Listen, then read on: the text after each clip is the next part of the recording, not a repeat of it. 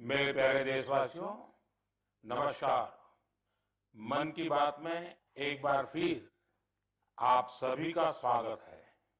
मार्च का ये महीना वैश्विक स्तर पर बहुत ही हलचल भरा रहा है। हम सबको याद है कि पूरा विश्व भूतकाल में कोविड के कारण एक लंबे समय तक अनेक समस्याओं से गुजरा था। हम सभी की अपेक्षा थी कि कोरोना के संकट से निकलने के बाद दुनिया नए सिरे से प्रगति की राह पर आगे बढ़ेगी। लेकिन दुनिया के अलग अलग क्षेत्रों में लगातार युद्ध और संघर्ष की परिस्थितियां बनती चली गई। वर्तमान में हमारे पड़ोस में एक माह से भीषण युद्ध चल रहा है। हमारे लाखों परिवारों के सगे संबंधी इन देशों में रहते हैं, खासतौर पर खाड़ी देशों में काम करते हैं। मैं गल्फ कंट्रीज का बहुत आभारी हूं। वे ऐसे 1 करोड़ से ज्यादा भारतीयों को वहां पर हर प्रकार की मदद दे रहे हैं। साथियों, जिस क्षेत्र में अभी युद्ध चल रहा है, वह क्षेत्र हमारी ऊर्जा आवश्यकताओं का बड़ा केंद्र है। इसकी वजह से दुनिया भर में पेट्रोल और डीजल को लेकर संकट की स्थिति बनती जा रही है। हमारे वैश्विक संबंध, अलग अलग देशों से मिल रहा सहयोग और पिछले 1 दशक में देश का जो सामर्थ्य बना है, इनकी वजह से भारत इन परिस्थितियों का डटकर मुकाबला कर रहा है। साथियों, निश्चित तौर पर यह चुनौतीपूर्ण समय है। मैं आज मन की बात के माध्यम से सभी देशवासियों से फिर यह आग्रह करूंगा कि हमें एकजुट होकर इस चुनौती से बाहर निकलना है। जो लोग इस विषय पर भी राजनीति कर रहे हैं, उन्हें राजनीति नहीं करनी चाहिए। यह देश के 140 करोड़ देशवासियों के हित से जुड़ा विषय है। इसमें स्वार्थ भरी राजनीति का कोई स्थान नहीं है। ऐसे में जो भी लोग अफवाह फैला रहे हैं, वे देश का बहुत बड़ा नुकसान कर रहे हैं। मैं सभी देशवासियों से अपील भी करूंगा कि वो जागरूक रहे, अफवाहों के बहकावे में न आए। सरकार की तरफ से जो आपको निरंतर जानकारी दी जा रही है, उस पर भरोसा करें और उसी पर विश्वास करके कोई कदम उठाएं। मुझे हर बार की तरह इस बार भी विश्वास है कि जैसे हमने देश के 140 करोड़ देशवासियों के सामर्थ्य से पुराने संकटों को हराया था, इस बार भी हम सब मिल करके इस कठिन हालत से बहुत ही अच्छी तरह बाहर निकल जाएंगे। मेरे प्यारे देशवासियों, भारत की ताकत यहाँ के कोटि कोटि लोगों में निहित है। आज मन की बात में एक ऐसे प्रयास के बारे में बताना चाहता हूं जो देशवासियों की जन भागीदारी की भावना को दर्शाता है। ये प्रयास है ज्ञान भारतम सर्वे, जिसका संबंध हमारी महान संस्कृति और समृद्ध विरासत से है। इसका उद्देश्य देश भर में मौजूद मैन्युस्क्रिप्ट्स यानी पांडुलिपियों के बारे में जानकारी जमा करना है। इस सर्वे से जुड़ने का एक माध्यम ज्ञान भारतम ऐप है। आपके पास अगर कोई मैन्युस्क्रिप्ट है, पांडुलिपि है या उसके बारे में जानकारी है, तो उसकी फोटो ज्ञान भारतम ऐप पर जरूर साझा करें। हर एंट्री से जुड़ी जानकारी को दर्ज करने से पहले उसकी पुष्टि भी की जा रही है।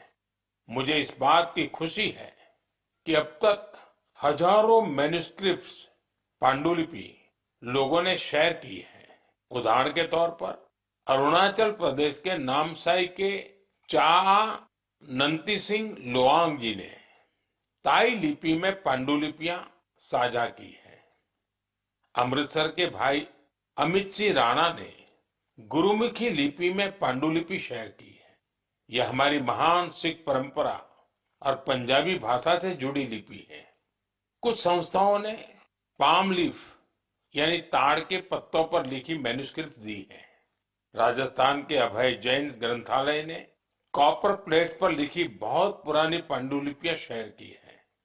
वहीं लद्दाख की हेमिस मोनेस्ट्री ने तिब्बती में बहुमूल्य पांडुलिपियों के बारे में जानकारी दी है। यहाँ पर मैंने कुछ ही उदाहरण दिए हैं। यह सर्वे जून के मध्य तक जारी रहने वाला है। आप सभी से मेरा आग्रह है कि अपनी संस्कृति से जुड़े पहलुओं को सामने लाएं और शेयर करें। मेरे प्यारे देशवासियों, भारत दुनिया का सबसे युवा देश है। देश के युवा की ताकत जब राष्ट्र निर्माण में जुड़ती है तो बहुत बड़ी मदद मिलती है। राष्ट्र निर्माण के इस दायित्व को निभाने में बड़ी भूमिका निभा रहा है मेरा युवा भारत यानी माय भारत संगठन। ये संगठन देश के युवाओं को अलग अलग पॉजिटिव गतिविधियों से जोड़ रहा है। हाल ही में माय भारत द्वारा बजट फेस्ट का आयोजन किया गया। इसका मकसद था देश भर के युवाओं को बजट प्रक्रिया और नीति निर्माण से जोड़ना। इससे जुड़ी क्विज में देश भर से करीब 12 लाख युवाओं ने हिस्सा लिया। क्विज के बाद करीब 1,60,000 प्रतिभागियों को निबंध प्रतियोगिता के लिए चुना गया। मुझे इनमें से कुछ निबंध पढ़ने का अवसर भी मिला। इनसे पता चलता है कि मेरे युवा साथी देश के विकास में अपना योगदान देने के लिए कितना तत्पर है।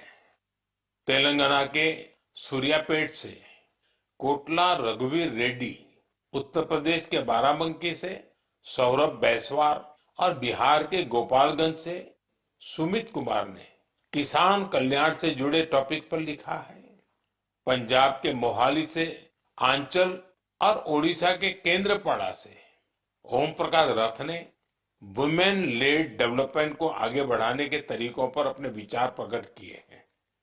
हरियाणा के यमुनानगर से प्रथम बरार ने लिखा है कि ग्रीन और क्लीन भारत ही समृद्ध भारत का मार्ग है। इससे उनकी गहरी सोच का पता चलता है। दिल्ली के शंख गुप्ता का सुझाव है कि ग्रामीण क्षेत्रों में खेल प्रतिभाओं की पहचान के लिए और अधिक प्रयास होने चाहिए। हमारे युवा साथियों ने स्किल डेवलपमेंट और ईज ऑफ डूइंग बिजनेस पर भी अपने विचार साझा किए हैं। मैं उन सभी युवाओं की सराहना करता हूं जो अपने आइडियाज शेयर कर रहे हैं। ये विचार देश को आगे ले जाने में बहुत अहम है। मेरे प्यारे देशवासियों, देश भर के क्रिकेट फैंस के लिए यह महीना जोश और उत्साह से भर देने वाला रहा है। जब भारत ने T20 वर्ल्ड कप में ऐतिहासिक जीत दर्ज की तो देश में हर तरफ खुशी की लहर दौड़ गई। अपनी टीम की शानदार सफलता पर हम सभी को बहुत गर्व है। पिछले महीने के आखिर में कर्नाटका के हुबली में एक बहुत ही रोचक मुकाबला देखने को मिला। इस मुकाबले को जीतकर जम्मू कश्मीर की क्रिकेट टीम ने रणजी ट्रॉफी को अपने नाम कर लिया। सबसे खुशी की बात है कि करीब 7 दशकों के लंबे इंतजार के बाद इस टीम ने अपना पहला रणजी खिताब हासिल किया। यह अभूतपूर्व सफलता खिलाड़ियों के कई वर्षों के निरंतर प्रयासों का परिणाम है। टीम के कप्तान पारस डोगरा ने अद्भुत कौशल दिखाया। अपने नेतृत्व से इस जीत में उन्होंने अहम योगदान दिया। आज देश में कश्मीर के युवा गेंदबाज आकिब नबी के प्रदर्शन की भी चर्चा हो रही है, जिन्होंने रणजी सीजन में 60 विकेट लिए हैं। इस जीत से टीम के खिलाड़ी और कोचिंग स्टाफ के साथ साथ जम्मू कश्मीर के लोग बहुत रोमांचित हैं।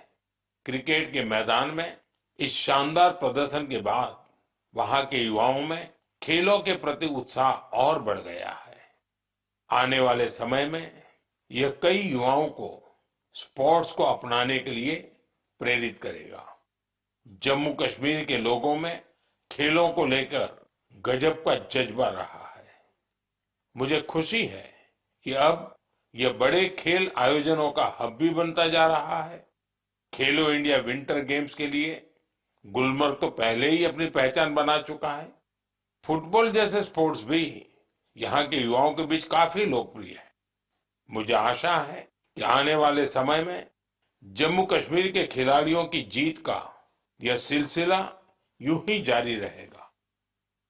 मेरे प्यारे देशवासियों, मैं अक्सर कहता हूं, जो खेलेगा वो खिलेगा। मुझे ये देखकर अच्छा लगा कि हमारे देश के युवा अब उन खेलों को भी खूब अपना रहे हैं जो पहले उतने लोकप्रिय नहीं थे। उत्तर प्रदेश के प्रतिभाशाली एथलीट गुलवीर सिंह ने ऐसे ही एक खेल में कमाल कर दिखाया है। उन्होंने कुछ ही हफ्ते पहले न्यूयॉर्क सिटी हाफ मैराथन में तीसरा स्थान हासिल कर इतिहास रच डाला। वे 1 घंटे से कम समय में हाफ मैराथन पूरा करने वाले पहले भारतीय एथलीट बने। स्क्वॉश खिलाड़ी बेटी अनाहत सिंह ने स्क्वॉश ऑन फायर ओपन का बड़ा अंतर्राष्ट्रीय खिताब अपने नाम किया। सिर्फ 17 साल की उम्र में उन्होंने ये सफलता हासिल की। इसके साथ ही वे पीएसए वर्ल्ड रैंकिंग में टॉप 20 में जगह बनाने वाली सबसे कम उम्र की एशियाई महिला खिलाड़ी बन गई है। मुझे अस्मिता एथलेटिक्स लीग की जानकारी भी मिली है। इसमें 8 मार्च को महिला दिवस के अवसर पर कई स्पोर्टिंग इवेंट्स का शानदार आयोजन किया गया। लीग में करीब 2 लाख बेटियों ने भागीदारी की। ये देखकर अच्छा लगता है कि भारत की नारी शक्ति देश में हो रहे इस स्पोर्टिंग ट्रांसफॉर्मेशन में अहम भूमिका निभा रही है। साथियों, मेरा हमेशा से यह आग्रह रहा है कि आप सभी अपनी फिटनेस पर जरूर ध्यान दें।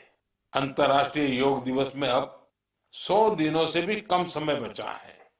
पूरी दुनिया में योग के प्रति आकर्षण भी लगातार बढ़ रहा है।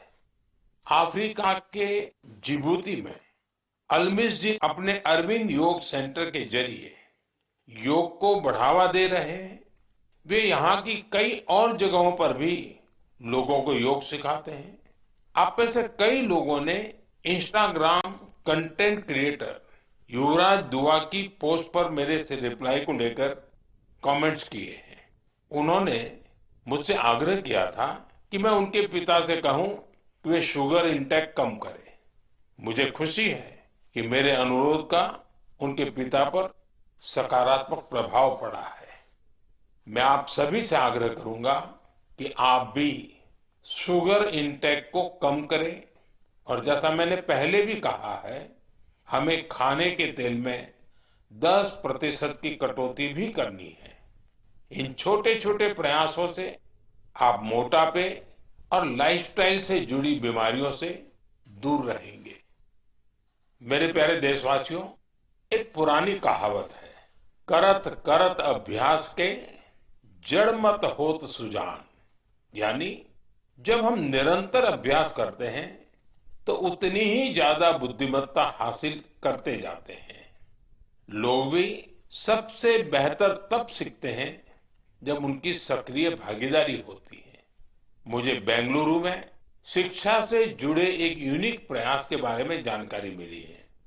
यहाँ एक टीम प्रयोग इंस्टीट्यूट ऑफ एजुकेशन रिसर्च चला रही है।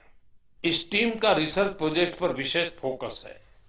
यह टीम स्कूल लेवल पर साइंस एजुकेशन को लोकप्रिय बनाने में जुटी है। उन्होंने अन्वेषण नाम का एक प्रयोग किया है। इसके जरिए 9वीं से 12वीं क्लास तक के स्टूडेंट्स को केमिस्ट्री, अर्थ साइंसेस और वेलनेस जैसे क्षेत्रों में इनोवेशन करने का मौका मिलता है। इससे स्टूडेंट्स को रिसर्च का बहुत अच्छा अनुभव हासिल होता है। साथ ही अपने प्रोजेक्ट्स को पब्लिश करने का प्लेटफॉर्म भी मिलता है। साथियों, परीक्षा पे चर्चा के दौरान कुछ स्टूडेंट्स ने मुझे बताया था कि वे साइंस पढ़ना तो चाहते हैं, लेकिन उन्हें इससे डर भी लगता है। इस दिशा में प्रयोग की टीम का प्रयास बहुत ही सराहनीय है। यह पहल स्टूडेंट्स को साइंस के साथ जुड़ने और प्रैक्टिकली कुछ करके दिखाने का मौका देती है। जब हम किसी चीज को खुद करके देखते हैं तो जिज्ञासा और रुचि पैदा होती है। कौन जानता है कि मेरे युवा साथियों में ही कोई आने वाले समय का बेहतरीन साइंटिस्ट हो। साथियों, शिक्षा के माध्यम से अतीत को संरक्षित करने और भविष्य को तैयार करने का एक प्रयास नागा समुदाय भी कर रहा है। इस समुदाय के लोग अपनी आदिवासी परंपराओं का बहुत सम्मान करते हैं। वो इस पर गर्व तो करते ही हैं, साथ ही अपनी अप्रोच को आधुनिक भी रखते हैं। नागा ट्राइब्स में मोरुंग लर्निंग की एक पारंपरिक व्यवस्था थी। इसमें बुजुर्ग लोग अपने अनुभवों से युवाओं को पारंपरिक ज्ञान, इतिहास और लाइफ स्किल्स के बारे में बताते थे। समय के साथ यह सिस्टम अब मोरुंग कॉन्सेप्ट ऑफ एजुकेशन में बदल गया है। इसके माध्यम से बच्चों में गणित और विज्ञान जैसे विषयों में रुचि पैदा की जाती है। इसमें समुदाय के बुजुर्ग उन्हें कहानियां, लोकगीत और पारंपरिक खेलों के साथ लाइफ स्किल्स सिखाते हैं। इस तरह हमारा नागालैंड अपनी सांस्कृतिक विरासत को सुरक्षित रखते हुए बच्चों की शिक्षा को आगे ले जा रहा है। आपको भी अपने क्षेत्र में ऐसे प्रयासों के बारे में पता चले तो मुझे जरूर शेयर कीजिएगा। मेरे प्यारे देशवासियों, देश के कई हिस्सों में गर्मियों की शुरुआत हो चुकी है। यानी ये समय जल संरक्षण के अपने संकल्प को फिर से दोहराने का है। पिछले 11 वर्षों में जल संचय अभियान ने लोगों को बहुत जागरूक बनाया है। इस अभियान के तहत देश भर में करीब 50 lakh artificial water harvesting structure बनाए गए हैं। मुझे देखकर अच्छा लगता है कि अब जल संकट से निपटने के लिए गांव-गांव में सामुदायिक स्तर पर प्रयास होने लगे हैं। कहीं पुराने तालाबों की सफाई हो रही है, कहीं बरसात के जल को सहेजने के लिए प्रयास किया जा रहा है। अमृत सरोवर अभियान के तहत भी देश भर में करीब 70,000 अमृत सरोवर बनाए गए हैं। बारिश का मौसम आने से पहले इन सरोवरों की साफ सफाई भी शुरू हो गई है। आज मैं आपसे कुछ प्रेरक उदाहरण भी साझा करना चाहता हूँ। ये उदाहरण बताते हैं कि जन भागीदारी से जल संरक्षण का काम कितना व्यापक हो जाता है। साथियों, त्रिपुरा की जम्पुई पहाड़ियों में बसा वागमुन गांव 3000 फीट की ऊंचाई पर बसा है। ये गांव पानी के गंभीर संकट का सामना कर रहा था। गर्मियों के दिनों में गांव के लोग पानी के लिए लंबी दूरी तय करते थे। आखिरकार गांव के लोगों ने बारिश की हर बूंद को सहेजने का निर्णय किया। आज वागमुन गांव के लगभग हर घर में rooftop rain water harvesting system स्थापित हो गया है। जो गांव कभी पानी की कमी से जूझ रहा था, वो जल संरक्षण की एक प्रेरक मिसाल बन गया है। साथियों, इसी तरह छत्तीसगढ़ के कोरिया जिले में भी एक अनोखी पहल देखने को मिली। यहाँ के किसानों ने एक सरल लेकिन प्रभावशाली आइडिया पर काम किया। यहाँ के किसानों ने अपने खेतों में छोटे छोटे रिचार्ज तालाब और सोखता गड्ढे बनाए, जिससे बारिश का पानी खेतों में ही रुकने लगा और धीरे धीरे वह जमीन के अंदर जाने लगा। आज इस क्षेत्र के 1200 से अधिक किसान इस मॉडल को अपना चुके हैं और गांव का ग्राउंड वाटर लेवल बहुत बेहतर हो गया है। इसी तरह तेलंगाना के मंचेरियाल जिले के मुदिगुंटा गांव में भी लोगों ने मिलकर पानी की समस्या दूर की है। गांव के 400 परिवारों ने अपने घरों में सॉकपिट बनाया और वाटर कंजर्वेशन का जन आंदोलन बना दिया।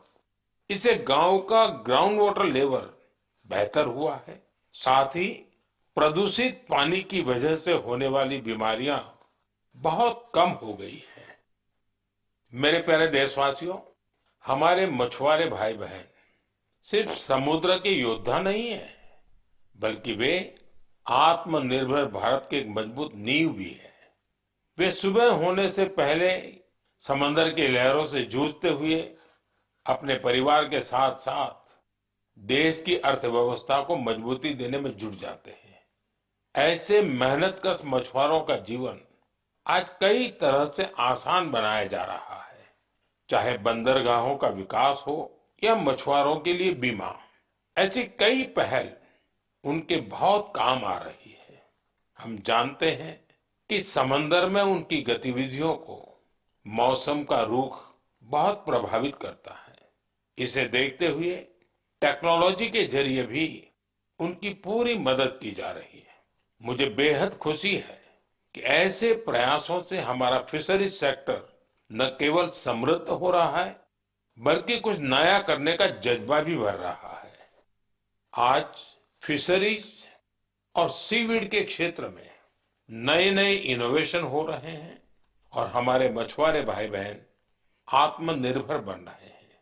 ओडिशा के संबलपुर की सुजाता भुयान जी एक गृहिणी थी, लेकिन वो कुछ नया करके अपने परिवार की और मदद करना चाहती थी। इसलिए कुछ वर्ष पहले उन्होंने हीराकुंड रिजर्वायर में फिश फार्मिंग शुरू की। शुरुआती दिन उनके लिए आसान नहीं थे। मौसम में होने वाले बदलाव, मछलियों के खाने का प्रबंध और घर की जिम्मेदारियों के साथ संतुलन बनाने में जैसी कई चुनौतियां थी, लेकिन उनका हौसला अडिग था। केवल 2-3 वर्ष के भीतर उन्होंने अपने प्रयास को एक फलते फूलते बिजनेस में बदल दिया। आज उनकी सफलता समुदाय की महिलाओं के लिए उम्मीद की नई किरण बन गई। साथियों, लक्षद्वीप में मिनी कॉय की हावा गुलजार जी की कहानी हमारी माताओं बहनों की अद्भुत संकल्प शक्ति को सामने लाती है। दरअसल वे एक फिश प्रोसेसिंग यूनिट चलाती थी, लेकिन उन्हें लगा कि उनके पास एक अच्छा कोल्ड स्टोरेज हो तो वे और बेहतर कर सकती है। इसलिए उन्होंने कोल्ड स्टोरेज यूनिट लगाने का फैसला किया। आज यही उनकी ताकत बन चुका है। अब वे बेहतर प्लानिंग के साथ कारोबार कर पा रही है। साथियों, देश में आज हर तरफ ऐसे प्रयास हो रहे हैं जो प्रेरित करने वाले हैं। बेलगावी के शिवलिंग सतप्पा हुद्दार ने पारंपरिक खेती से अलग रास्ता चुना। इसके लिए उन्होंने एक पॉन्ड फार्म बनाया। इस कारोबार के लिए उन्हें ट्रेनिंग भी मिली। अब अपने पॉन्ड से मछलियों की बिक्री कर वे अच्छी कमाई कर रहे हैं। वहीं सीवीड की मांग को देखते हुए कई लोगों ने सीवीड कल्टीवेशन को भी अपनाया है। इसका उन्हें बड़ा लाभ भी हो रहा है। मैं एक बार फिर फिशरीज सेक्टर से जुड़े सभी लोगों की सराहना करता हूं। हमारी इकोनॉमी को सशक्त बनाने के लिए उनका प्रयास बेहद प्रशंसनीय है। मेरे प्यारे देशवासियों, जब समाज खुद आगे आता है तो छोटे छोटे प्रयास भी बड़े बदलाव की नींव बन जाते हैं। हमारे देश के अलग अलग हिस्सों में ऐसे कई उदाहरण सामने आ रहे हैं जो हमें यही सिखाते हैं। हाल ही में उत्तर प्रदेश के वाराणसी में एक प्रेरक प्रयास देखने को मिला। वहां एक ही घंटे में 2,51,000 से अधिक पौधे लगाए गए और एक नया गिनीज वर्ल्ड रिकॉर्ड बना। इस प्रयास की सबसे खास बात यह रही कि इसमें हजारों लोग एक साथ जुड़े। छात्र, जवान, स्वयंसेवी संगठन, अलग अलग संस्थाएं, सबने मिलकर इस काम को संभव बनाया। जन भागीदारी का यही स्वरूप एक पेड़ मां के नाम अभियान के दौरान भी दिखता है। इस अभियान के तहत देश भर में करोड़ों पेड़ लगाए गए हैं। साथियों, नागालैंड के चिजामी गांव से भी एक बहुत प्रेरक प्रयास सामने आया है। चिजामी गांव की महिलाएं मिलकर 150 से अधिक वैरायटी के पारंपरिक बीजों को सुरक्षित रख रही है। इन बीजों को एक कम्युनिटी सीड बैंक में संरक्षित किया जा रहा है, जिसे गांव की महिलाएं ही चलाती हैं। इनमें चावल, बाजरा, मक्का, दालें, सब्जियां और कई तरह की जड़ी बूटियां शामिल है। यह एक ऐसा प्रयास है जिसमें ज्ञान भी सुरक्षित है, परंपरा भी जीवित है और आने वाली पीढ़ियों के लिए एक मजबूत आधार भी तैयार हो रहा है। साथियों, आज जब दुनिया जलवायु परिवर्तन जैसी चुनौतियों का सामना कर रही है, तब ऐसे प्रयास हमें यह बताते हैं कि समाधान हमेशा कहीं दूर नहीं होता। कई बार हमारे अपने पारंपरिक ज्ञान और सामुदायिक प्रयास ही हमें सबसे मजबूत रास्ता दिखाते हैं। मेरे प्यारे देशवासियों, आज आप देश के किसी छोटे बड़े शहर में जाएंगे तो एक बदलाव आप जरूर नोटिस करेंगे। आपको बड़ी संख्या में घरों की छत पर सोलर पैनल लगे हुए दिखाई देंगे। कुछ साल पहले तक ये इक्का दुक्का घरों पर ही दिखता था, लेकिन आज पीएम सूर्यघर मुफ्त बिजली योजना का प्रभाव देश के कोने कोने में दिखने लगा है। इस योजना की वजह से गुजरात के सुरेंद्रनगर जिले की पायल मुजपरा के जीवन में बहुत बड़ा बदलाव आया है। उन्होंने सूर्य पहल के माध्यम से सोलर पावर टेक्नोलॉजी की ट्रेनिंग ली और 4 महीने का सोलर पीवी टेक्नीशियन का कोर्स पूरा किया। अब वो एक कुशल सोलर टेक्नीशियन बन गई है। पायल एक सोलर उद्यमी के तौर पर अपनी पहचान बना रही है। वो आसपास के जिलों में सोलर रूफटॉप इंस्टॉलेशन का काम करती है और इससे उन्हें हर महीने हजारों रुपए की आय होती है। साथियों, मेरठ के अरुण कुमार भी अब अपने इलाके में ऊर्जादाता बन गए हैं। हाल ही में दिल्ली में हुए कार्यक्रम में अरुण कुमार ने हिस्सा लिया था और अपने अनुभव साझा किए थे। उन्होंने बताया था कि वो न केवल बिजली बिल की बचत कर रहे हैं, बल्कि अपनी अतिरिक्त बिजली बेच भी रहे हैं। साथियों, जयपुर के मुरलीधर जी की सफलता भी कुछ ऐसी ही है। पहले उनकी खेती डीजल पंप पर निर्भर थी, जिसमें हर साल हजारों के खर्च होते थे। जब उन्होंने सोलर पंप अपनाया तो उनकी खेती का तरीका ही बदल गया। अब उन्हें ईंधन की चिंता नहीं रहती, सिंचाई समय पर होती है और उनकी सालाना आय भी बढ़ गई है। सबसे महत्वपूर्ण बात यह है कि अब उनका परिवार साफ ऊर्जा के साथ बेहतर जीवन जी रहा है। साथियों, पीएम सूर्यघर मुफ्त बिजली योजना का फायदा नॉर्थ ईस्ट के इलाकों में भी मिल रहा है। त्रिपुरा में रियांग जनजाति के कई गांव ऐसे थे जहां बिजली की समस्या थी। अब सोलर मिनी ग्रिड के माध्यम से वहां के घरों में रोशनी रहती है। वहां बच्चे अब शाम के बाद भी पढ़ पा रहे हैं, लोग मोबाइल चार्ज कर पा रहे हैं और गांव का सामाजिक जीवन भी बदल गया है। साथियों, देश में सोलर ऊर्जा क्रांति के ऐसे न जाने कितने उदाहरण हैं। आप भी इस क्रांति से जुड़िए और दूसरों को भी जोड़िए। मेरे प्यारे देशवासियों, मन की बात के लिए मुझे हर महीने देश के अलग अलग हिस्सों से ढेरों संदेश मिलते हैं। इन संदेशों से ये भी पता चलता है कि दूर दराज के क्षेत्रों में बैठे लोग कितने चाव से इस कार्यक्रम को सुनते हैं। जब मैं आपके सुझाव पढ़ता हूं तो मुझे लगता है कि ये सिर्फ एक कार्यक्रम नहीं है, ये हम सबका एक साझा संवाद बन गया है। आपके विचार, आपके अनुभव इस कार्यक्रम को लगातार बेहतर बनाने की प्रेरणा देते हैं। आप अपने आसपास की प्रेरक गाथाएं यूं ही साझा करते रहिए। हो सकता है आपकी एक छोटी सी कोशिश किसी और के जीवन में बड़ा बदलाव ले आए, किसी को आगे बढ़ने का नया हौसला दे दे। यही तो रेडियो की असली ताकत है। ये देश के अलग अलग कोने में बैठे लोगों का एक विचार, एक भावना और एक उद्देश्य से जोड़ देता है। अगले महीने फिर मिलेंगे कुछ नए प्रेरक व्यक्तित्वों के साथ, कुछ ऐसे प्रयासों के साथ जो हमें आगे बढ़ने की नई ऊर्जा देंगे। तब तक आप अपना और अपने परिवार का ध्यान रखें, स्वस्थ रहें, खुश रहें। बहुत बहुत धन्यवाद।